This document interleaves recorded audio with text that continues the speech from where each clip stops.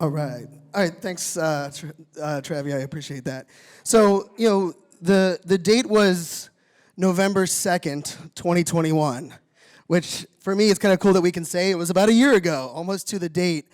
And we were at NFT NYC, and we were there watching the Beeple documentary and the interview Beeple did with Gary Vaynerchuk. And I was blown away at not only Beeple's commitment to his art, but the idea of creating kind of a mosaic that captures all of his body of work in a really creative way. And of course, we know the story of what Beeple sold his Everybody's collection for. And as I was sitting in the audience, one of the things that dawned on me about this space, about NFTs in general, was we are on the bleeding edge, and we are doing something that will be looked back on over the years as something that has changed the course of our lives, changed the course of so many different industries and people that are able to leverage the blockchain and include NFTs in that conversation. But one of the things that I've always worried about was really the financial obligation that this space has required, and then of course the lack of content, or at least consistent content.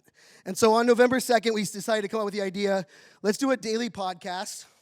Don't recommend that for anyone. Season 1 comes to an end in 9 days, and we have done it every single day since November 11th last year. But we also threw it in there and said, well, how can we remove that financial component and ultimately capture a time capsule of this space? So on November 11th, I minted an ENS domain as the first NFT in our collection. And since that day, I've minted an NFT every single day. And not only minted an NFT where I'm doing it in the mint phase, but it has to be in the mint phase pre-reveal. So we have done some one-of-one art as well, but we've done it across 28 plus blockchain marketplaces. Most of the people are like, I didn't know there was 28 of those. I'd probably not recommend 24 of those. I can't even find my NFTs on a couple of them, because by the time I got my crypto there and I got some random wallet and then I bought the NFT, there wasn't a marketplace for me to find it, so then I had to find some art generator to turn the token into something that I could visualize. But it's been a hell of a journey.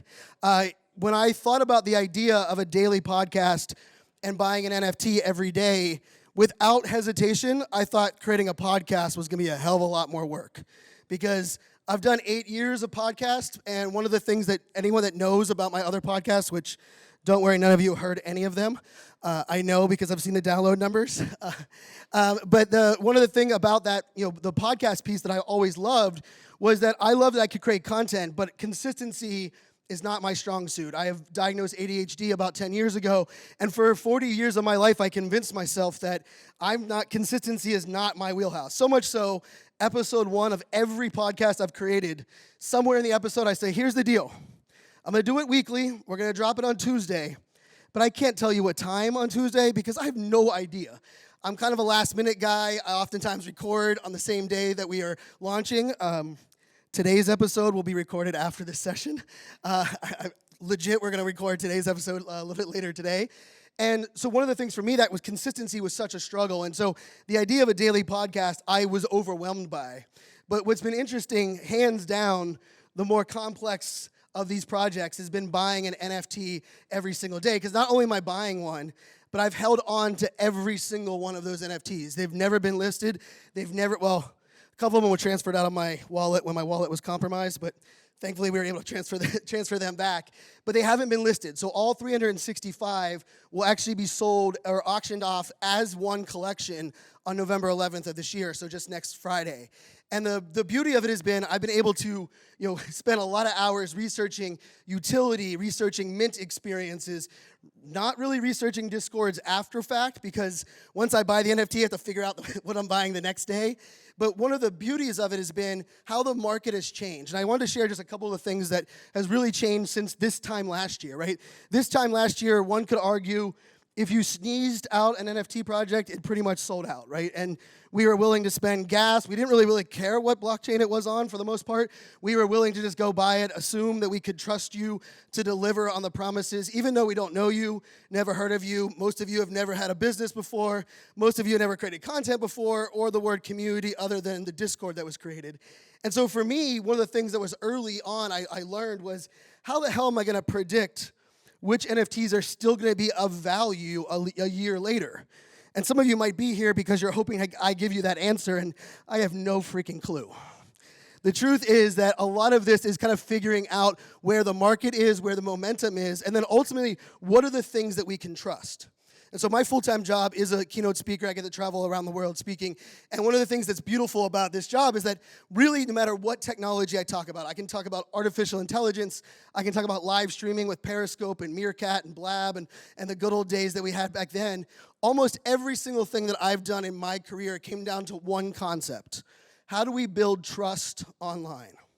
And ultimately, it's not even online, right? How do we build trust as businesses? So no matter what your NFT project is, no matter what your line of business is, we are all in the same business of building trust. And one could argue, in the last 10 years, we've used digital to distance ourselves from our customers. And in a way, it's actually become more complex and more difficult for us to build trust with those customers. And it's ultimately what inspired Web3 as a whole. If you think about it, Web3 is allowing us to get closer to that customer, right? How do we empower our super fans? How do we turn a customer into a fan into an influencer into our greatest marketing tool that we can provide? And so I get to work with brands, I get to work with thought leaders, I get to work with artists on what that all looks like. But I will tell you, how do you measure that when you're researching something that hasn't even existed yet? And a couple of the things that I've learned, and early on I would say, you have to trust the founders. You have to know that they're good people. Well, one of the lessons that we've kind of learned here is that even good people will rug you. Even good people will get overwhelmed by the pressure that we as NFT owners give them because we are the most impatient human beings on the face of the earth. Like, every single person in here is like, wait, you said you were going to do a Netflix special in 30 days. Somehow we believed you. We know that's not possible, but because you haven't delivered on it, we're going to make sure that we remind you every day after that 30 days to deliver on this promise that we knew was impossible, yet we still want it to be delivered. And so one of the things that I started to kind of figure out was, how do I change the conversation from utility and community and founders to what are the promises that projects are making that they're actually delivering on?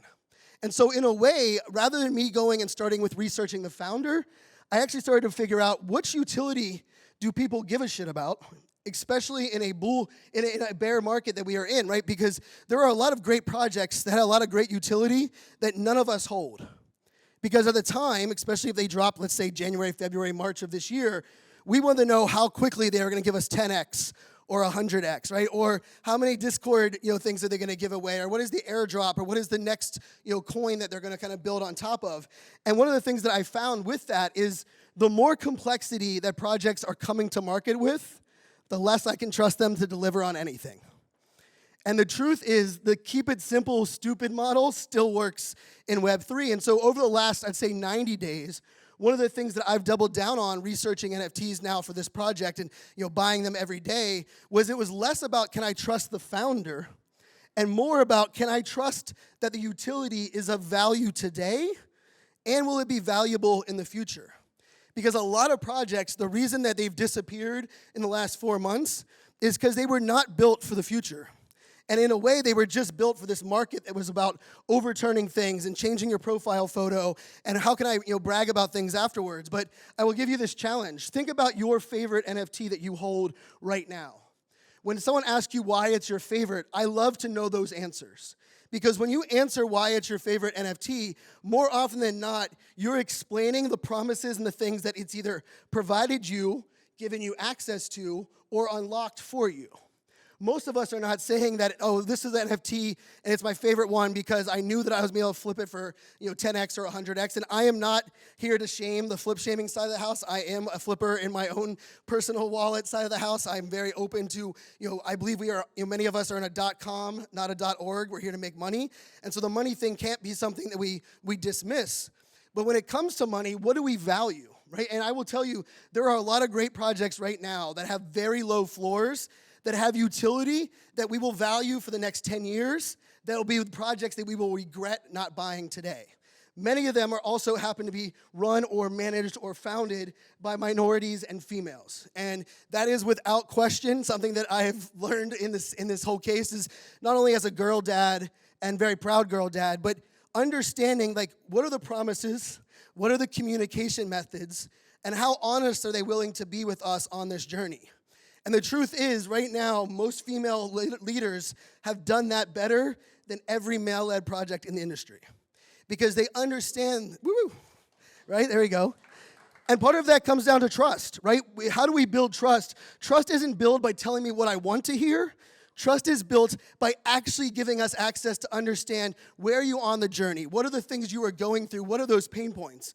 And so I will tell you, one of the other lessons I've learned is that how good is a project at giving you access to their dirty laundry? And it sounds kind of crazy, but I actually love projects that have a lot of trouble early on or even pre-mint. They've had to deal with an artist dropping out, or it was discovered that one of their co-founders had some bad things in their background. The reason I like that is because if you can understand how well a project is at adapting to change and dealing with controversy and unpredicted circumstances, it's going to tell you a lot about the future.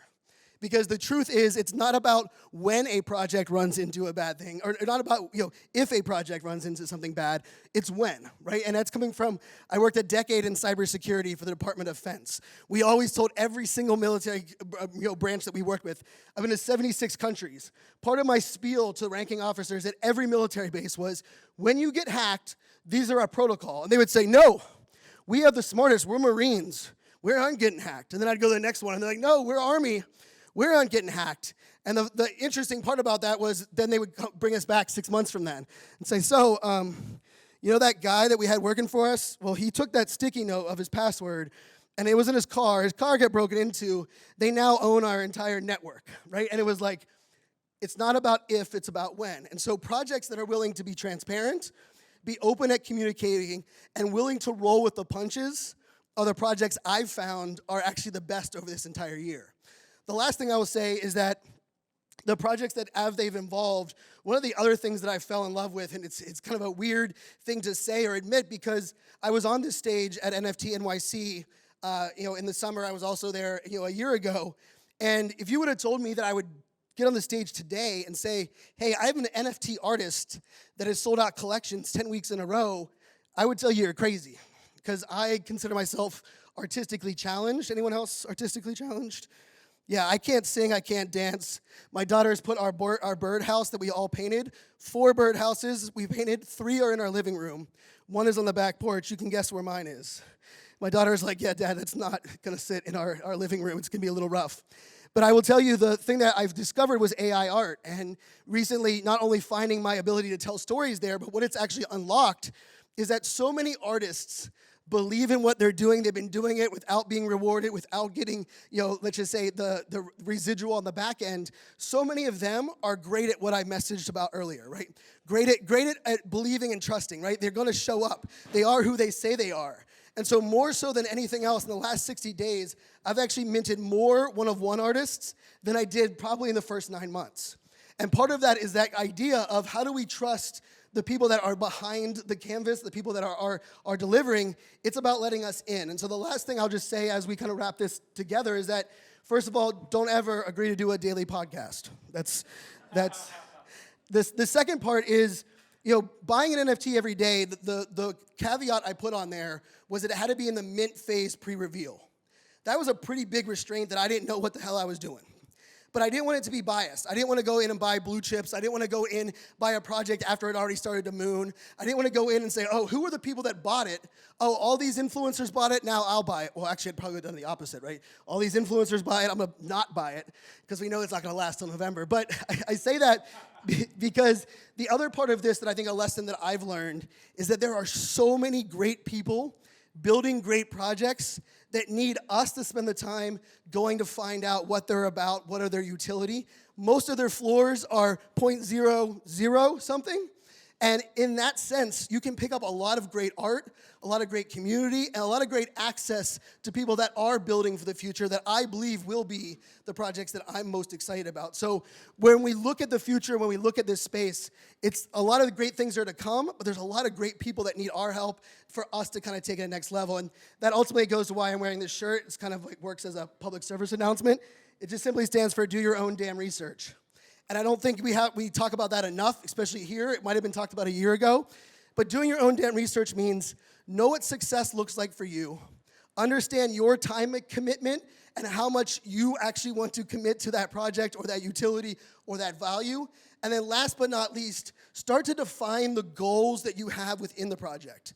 I tell people all the time, like, why did that project suck? They tell me all the reasons. And I ask them, what did success look like when you bought that NFT? What did you picture that NFT giving you? And they were like, I don't know. I just bought it. It was trending on Icy Tools. I said, oh, screw it. I'll buy it. And so the funny thing about that is we buy a project without any definition of success, yet we scold, FUD, and crap on people because they didn't reach success that we didn't even define or actually outline. So do your own damn research. Don't let others influence you.